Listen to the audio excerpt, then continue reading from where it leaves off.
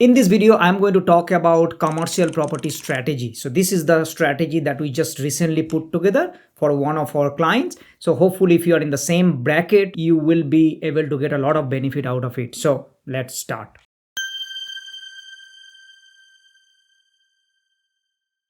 Strategy. In order to buy commercial property, you need to put a strategy first to understand that why you are buying, what are the reason behind this, and more importantly, what cash flow that you are going to have in a long-term plan. So this one is for a couple who are in their 50s. They're just touching 50s. They both are husband wife and they have a 22 years old son and he is independent on his own, right? So they don't have much dependency. Now they both earn, the husband works into IT and wife teacher. So basically they have a very high paying job. The husband earning 200,000 plus annual income and wife has 140,000 annual income. So combined income is 340,000. Now their lifestyle is also quite good. In other words, like they want to spend good amount of time, they want to travel quite a lot, and also they don't want to live like a stingy way. So that is one of the parameters, because we just need to understand what they are in the current positions, what they are looking, and then we need to put together strategy accordingly. They also have right now around $250,000 cash reserve. So it's an important point to know how much cash do they have, because if they don't have any cash, then the strategy would be different versus if somebody who has $250,000 cash can be used for purchasing. The third parameter will be is that they own a residential investment, and that is an apartment. That apartment that they own, this is, of course, apartment is the worst investment, but that they bought it quite a few years ago, and at that time it was really peak. So in the last 6-7 years, that apartment did not grow as much, even though it is in Sydney, and they have roughly about $200,000 equity only, which is significantly low considering that when they bought. Now right now the apartment is break even, so in other words it is not making money, not losing money. So which is why their exact words were that it doesn't bother us as such, hence we just kept it. Now this is a very important part. Later on you'll see the strategy how you put together, because just because it is not bothering doesn't mean that it's worth just keep on holding. Sometimes we need to see that 200,000 equity is what I call lazy money. It doesn't do anything. Yes, it is not making losing, and if you see that this apartment is going to grow up significantly for the next 10 years, hence you'll get cash flow, that's a different strategy. But in our case, what we put together found out that this is not going to be the case as much, so we put together a strategy. They also have another property which is their principal place of residence, and this is a townhouse, and that townhouse they have a significant equity because they bought it about 7-8 years, and yes, townhouse has grown, but at the same time that they have paid principal and interest amount significantly, they reduced that, they put extra money because they both have high paying jobs. So right now this is sitting around 30% LVR. Now 30% LVR is basically if the property price is $1 million, $300,000 loan. If it is a $2 million, that's $600,000 loan.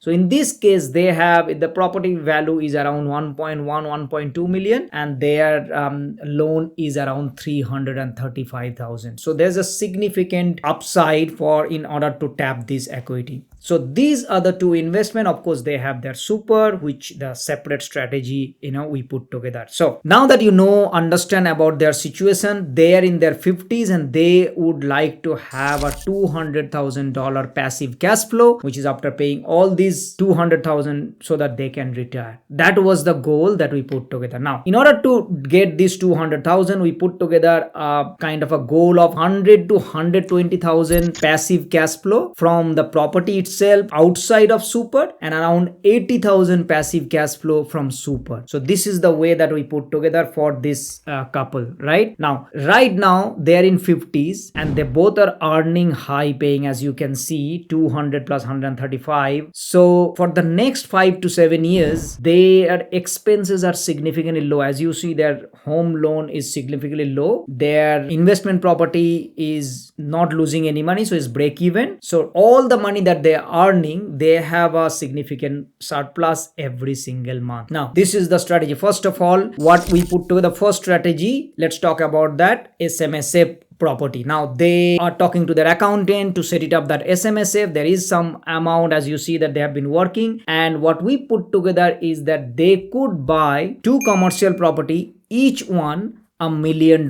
So 2 commercial property, each $1 million. So that's the strategy we put together. They would be able to buy it straight away, like this year itself they will be able to buy 1 commercial property, because they have that SMSF balance combined together is more than around, I think, 500,000. That gives them an opportunity to tap into straight away into a commercial property, according to our estimate, which will give them roughly about 30 to 35,000 cash flow from day one. Now this is important part as well, because this $30 to $35,000 cash flow, they don't need it. Of course, in SMSF you cannot use it, they are not retired yet, so that is going to go up. Plus they both are putting 30,000, 30,000, 60,000 every single year. So roughly every year they will have about 100,000, close to 100,000 is something that they can tap into in the future. So in 3 to 4 years, that SMSF will have another 300 or 400,000 to buy another commercial property which is similar to $1 million. So this was the target, putting 2 properties. So the next 5 years, think about, they will have 2 commercial properties, both in SMSF, okay, separate, and each one is giving you positive cash flow. And the target is, by the time they will be in 60s,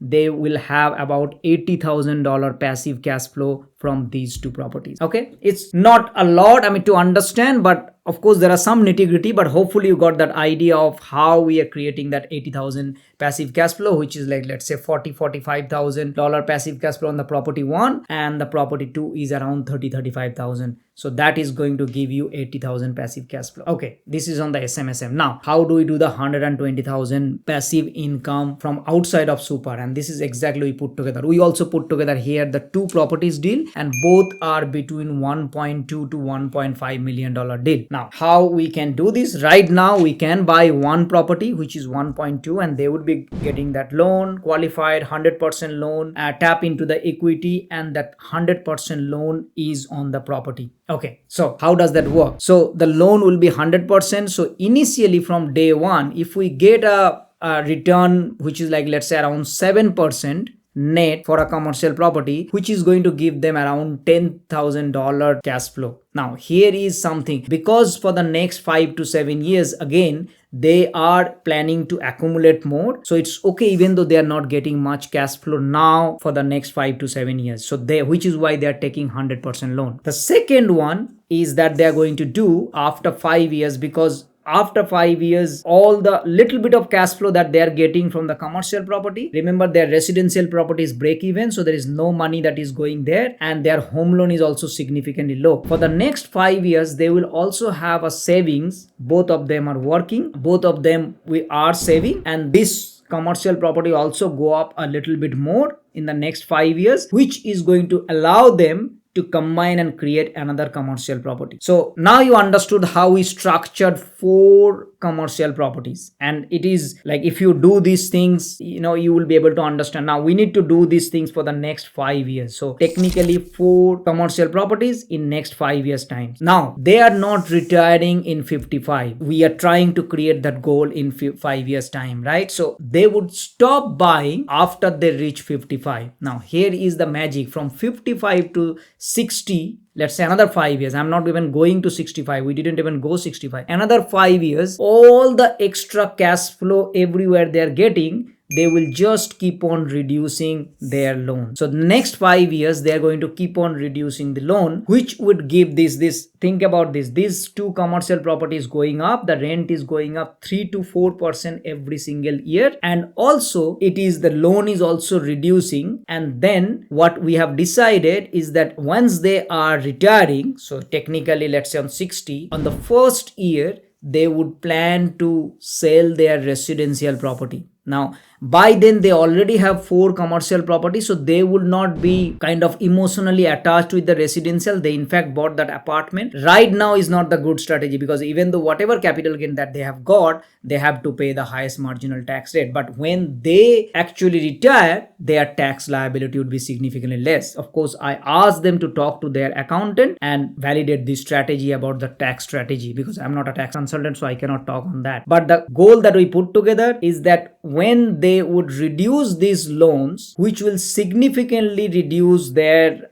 liabilities, in a way these two commercial property will give them about 100 to 120,000 passive cash flow. That's it. 120,000 here, 80,000 here is going to give them a $200,000 passive cash. Remember, after 60, it is their choice, and one of them then decides to slow down, reduce little bit work. Another person can still work for another 4-5 years just to keep a little bit of more buffer, and by 65 both of them are fully retired with 200,000 passive cash flow. This was the goal that we put together, and now the next option is to find those properties and strategically put together. Now the strategy is all about putting together a goal and then based on their circumstances just use it. In this case, they don't have enough equity to start with. They have their home equity, they have their residential investment equity. Using that, we will tap into. The goal is to get this 120,000 passive cash flow. I hope you find these videos helpful and gives you an idea about how we create the strategy, because it's not about the property.